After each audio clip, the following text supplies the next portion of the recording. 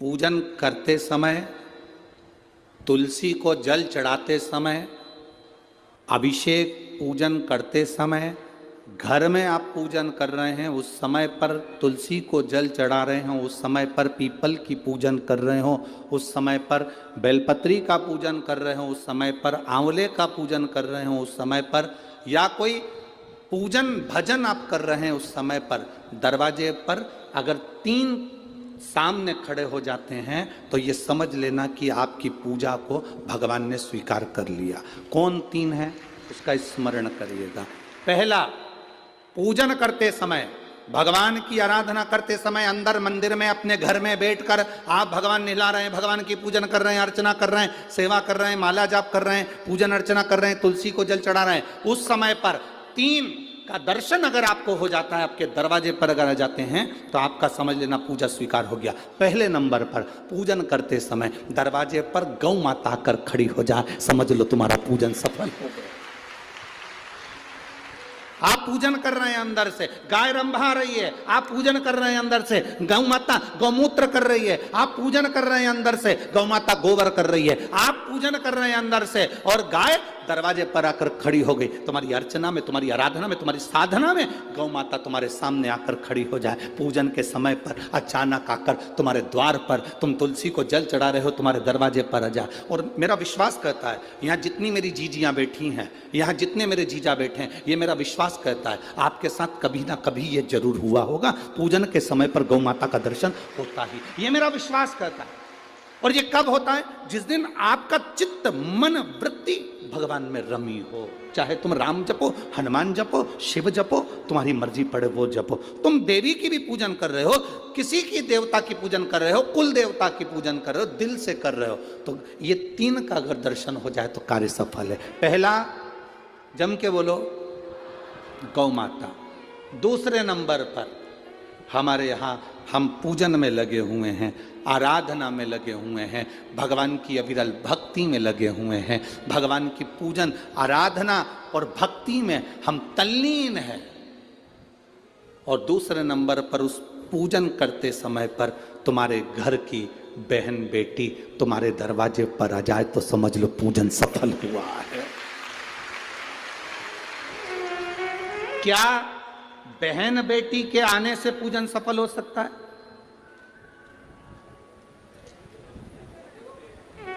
कहां लिखा हुआ है महाराज जी? आप इतनी बड़ी बड़ी बातें कहते हो। पूछने वाले पूछ सकते हैं, कहने वाले कह सकते हैं, आपने कैसे कह दिया कि बहन बेटी के आने से सफल हो जाता करे? तो आप उठाओ, हिमालय राज का बेटा बाणासुर से दोस्ती कर लेता, माता पार्वती का भाई बाणासुर से दोस्ती कर लेता है, और दोस्ती कर लेता है तो उसके चुंगल में फंस जाता है, बाणासुर के चुंगल में। भाई संकट में आ जाता है।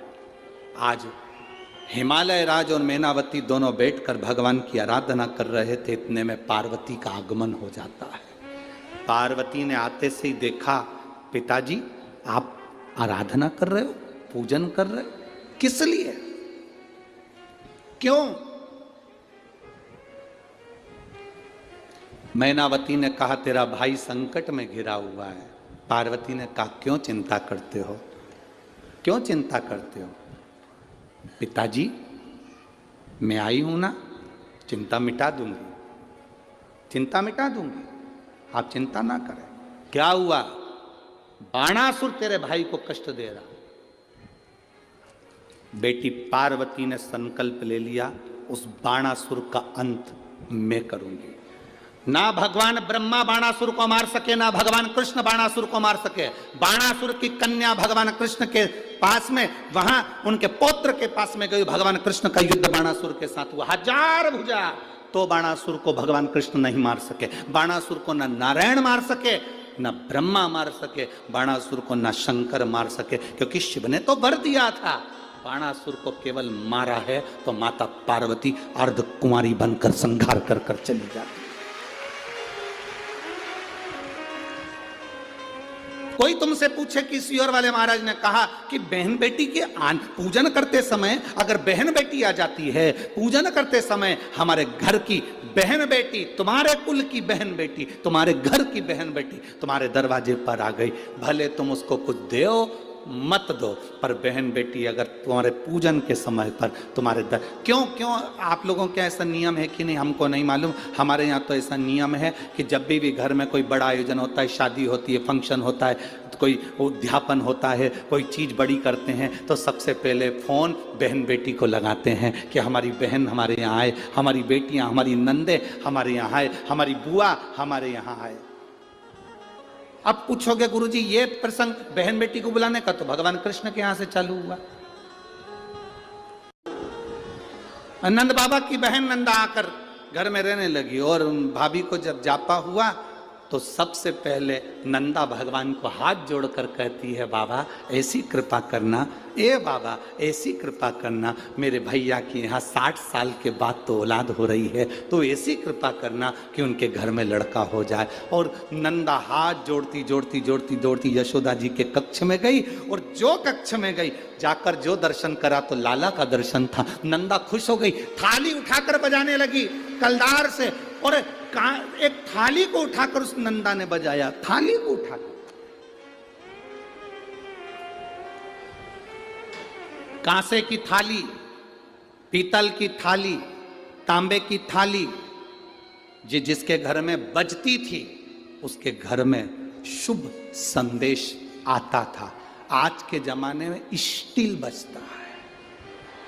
अब आजकल के ज़माने में तांबा पीतल कांसा बजाते नहीं हैं। आज के ज़माने में तो जरा सी देर में बस बच्चा हुआ है, सूचना मिल गई, बैंड बाजा बजवा दो, ढोल नगाड़े बजवा। नंदा ने थाली बजाई थी और फिर आवाज आई थी, नंद घर आनंद,